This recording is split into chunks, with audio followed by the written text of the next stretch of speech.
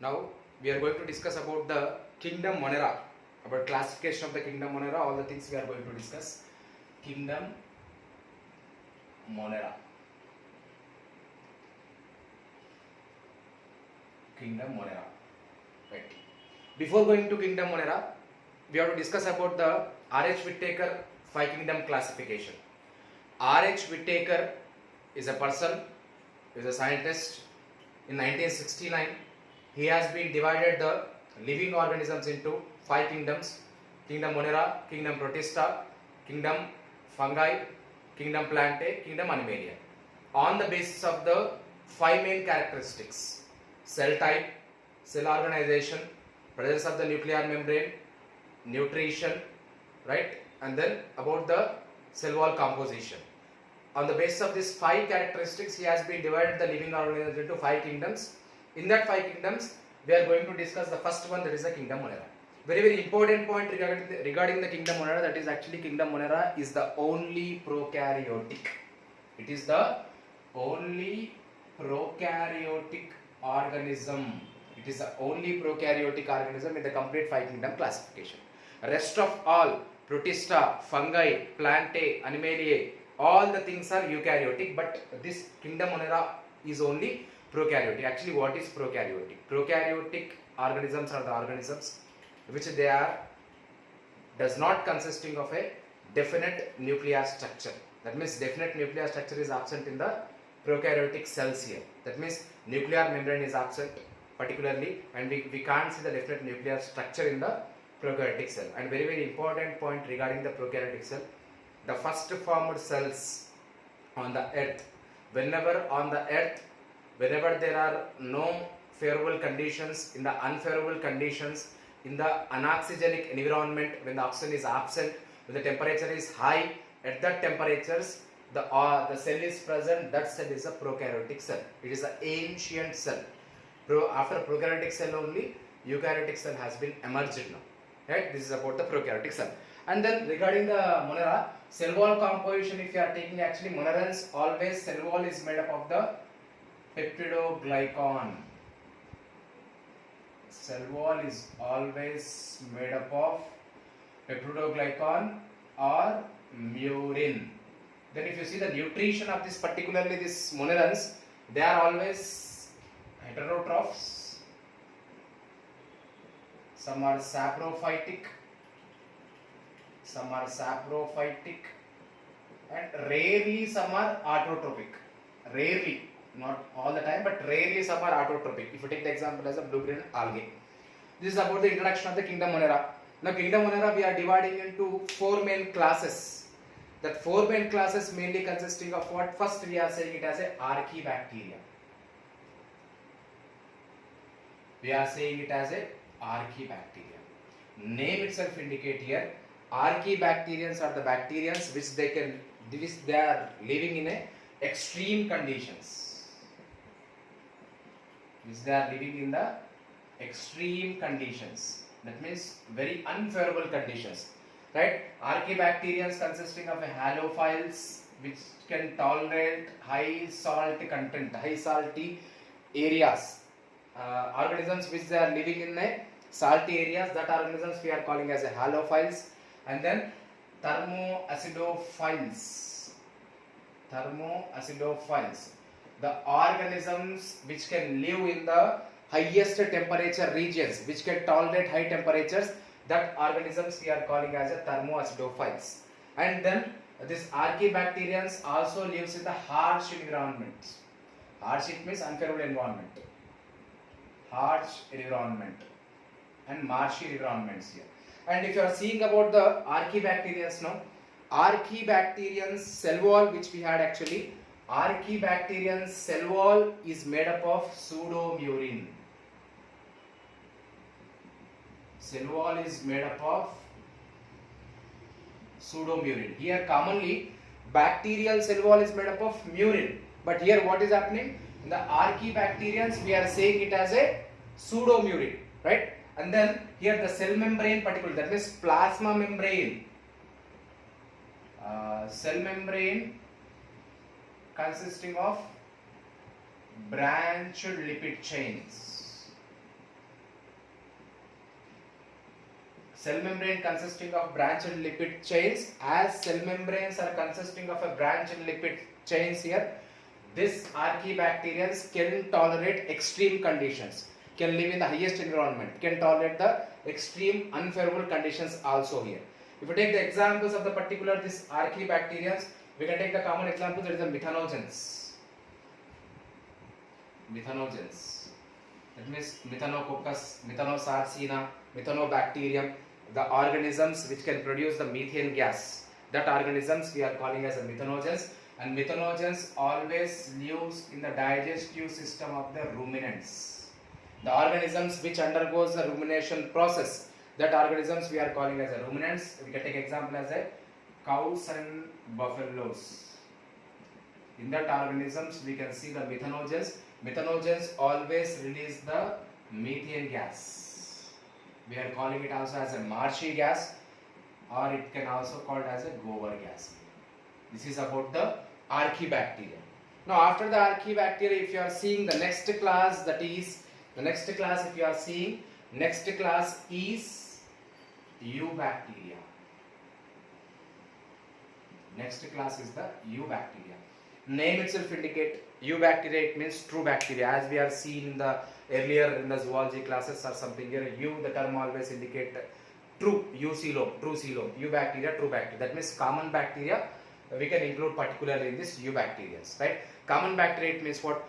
Wherever if you see in the environment, in the air we can see the bacteria, on the board we can see the bacteria, on the pen we can see the bacteria, all the things we can see the bacteria.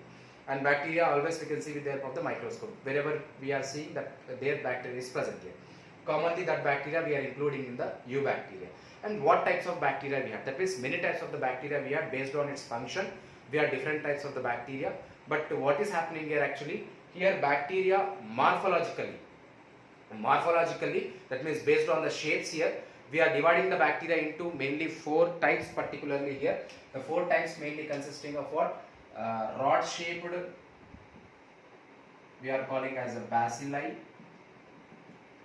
Spherical shaped bacteria we are calling as a cocci, and spirally coiled we are calling as a spirillum, and comma shaped we are calling as a vibrio. If you see particularly here rod shaped, it means like this, rod shaped bacteria. Spherically round like this bacteria, right? Spirally coiled like this we can take, or like this, it is consisting of a flagellum, all these things here, spirally coiled. Then comma shaped like this bacteria we can take here, right? And regarding the characters of the eubacteria particularly, here cell wall is always consisting of or made up of peptidoglycan or murin. We have seen here particularly common characteristics we can take here. And particularly if you see the bacteria structure, eubacteria structure, commonly I am drawing rough diagram, not the neat diagram, as time is not sufficient here. Here we know already prokaryotic organism, definite structure of nucleus is absent, only nucleoid is present, that means only chromosome, it is coiled, we can see. And then here particularly cell wall, cell membrane both are present. The cell membrane gives rise to mesosomes like this, inward foldings. These things we are calling as a mesosomes, inward foldings. Then we can see the ribosomes here. Not all the cell organelles are present, only we can see the ribosomes here in the structure of the bacterial cell. And flagella we can see at one end, any end we can take like this, we can take. Flagella is a locomotory organelle here. Now we got the point as a mesosomes now. And remember the point here, bacterial cell structure consisting of a cell wall and cell membrane. Cell wall is made up of peptidoglycan we got here. It is also consisting of a glycocalyx layer, all these things here. But inside the cell membrane, in the place of mitochondria, in the bacteria, particularly what is happening here, the inward folding which we are seeing, this inward folding particularly we are calling as a mesosomes. These mesosomes are present in the place of the mitochondria. That means cellular respiration takes place with the help of the mesosomes in the bacteria. And the other cell organelles, if you take Golgi complex, endoplasmic reticulum, all the things are absent in the bacterial cell, but particularly one, that is a ribosome is present in every cell. Remember the very important point in terms of the computer examinations here.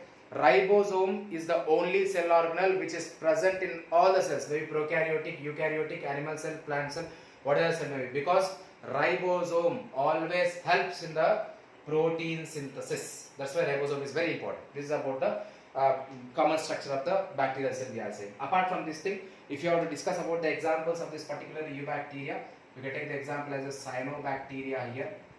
Commonly blue-green bacteria we are calling. Blue-green bacteria commonly we are calling as cyanobacteria. If you see the cyanobacteria structure particularly, it is consisting of like this cyanobacteria structure. In this cyanobacteria structure particularly we can see the heterocyst. Roughly I am drawing diagram, time is not there, that's why. Cyanobacteria structure, and this layer we are calling as a heterocyst. And heterocyst always helps in the nitrogen fixation process in the cyanobacterians. And apart from the cyanobacterians, we can also take the example as a Nostoc and Anabaena. We can take the examples of the bacteria particularly. And other examples of the bacteria, if you are taking, if you take the other examples, Trichodesmium erythraeum, small letter.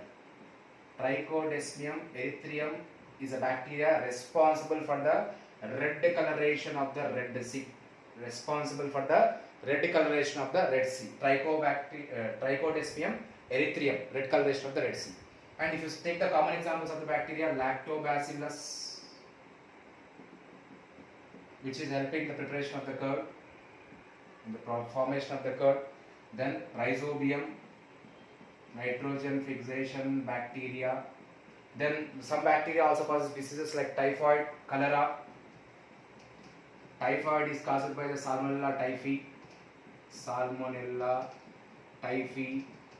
Cholera is caused by the Vibrio cholera. Cholera is caused by the Vibrio cholera. And all these examples we can take for the bacteria particularly. And if you see the nutrition of the bacteria, commonly we have discussed in the introduction also, some are autotrophic and some are heterotrophic, that means which depends on the others, heterotrophic, and some are chemoautotrophs. Here chemoautotrophs term always indicate what here? Some bacteria which depends on the inorganic solutes and which depends on the nitrates, all these things in the production of the ATP. That bacteria we are calling as that bacteria nutrition we are calling as a chemoautotrophic nutrition. And some bacteria always undergoes saprophytic nutrition.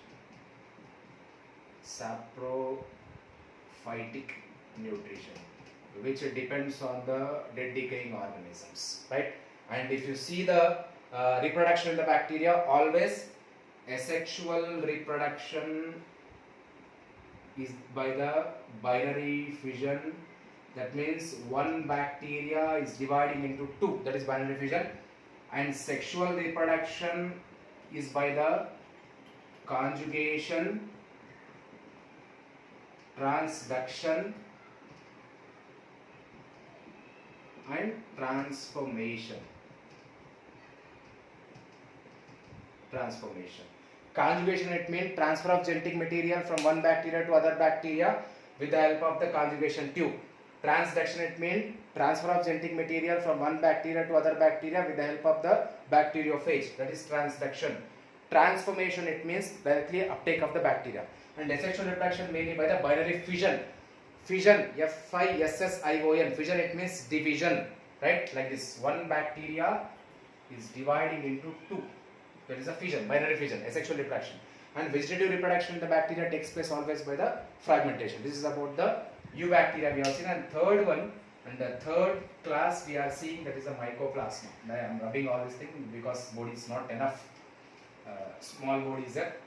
That's why I am rubbing all these things. And this thing we can see it as a mycoplasma.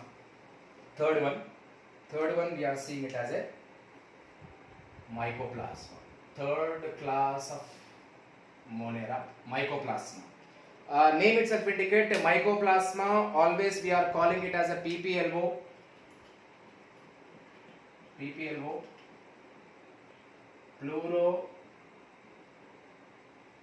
pleuropneumonia like organisms. Pleuropneumonia like organisms particularly, and these are the Mycoplasma are the smallest bacteria. They are the smallest bacteria in which cell wall is absent. In which cell wall is absent in the Mycoplasma, and they are always pleomorphic. Pleomorphic, it means what? Changing of the shapes here particularly. And in terms of the bacteria, the largest bacteria we are calling it as a Theomargarita namibiensis. The smallest bacteria we are calling as a Mycoplasma. Mycoplasma always causes diseases. They are pathogenic, we are saying. Always causes diseases, the Mycoplasma. In the particularly plants, Mycoplasma causes witch's broom disease. Witch's broom. In the cattle, it causes pleuropneumonia disease, and in humans, it causes mycoplasmal urethritis. Mycoplasmal urethritis. This is about the Mycoplasma. If you are seeing the fourth one particularly, actinomycetes.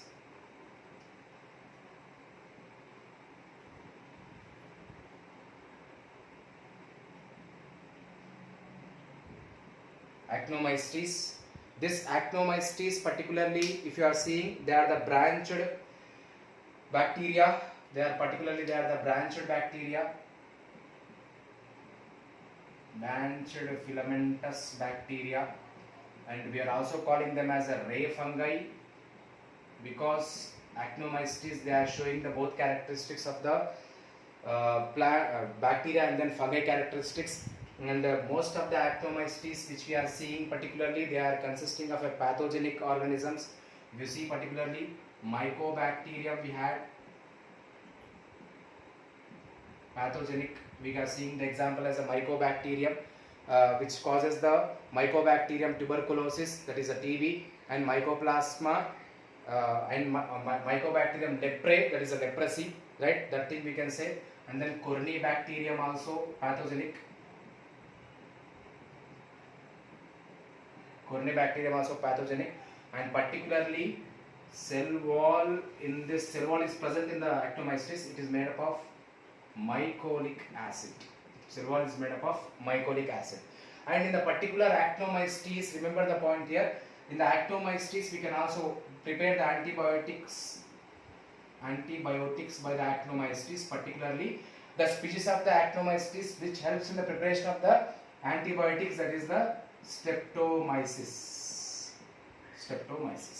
This is about the kingdom Monera, the largest kingdom, that is kingdom Monera. We are dividing into four main classes, that is Archaebacteria, Eubacteria, Mycoplasma, Actinomycetes. All the characters we got, all the examples we got, that we have to remember about the kingdom Monera.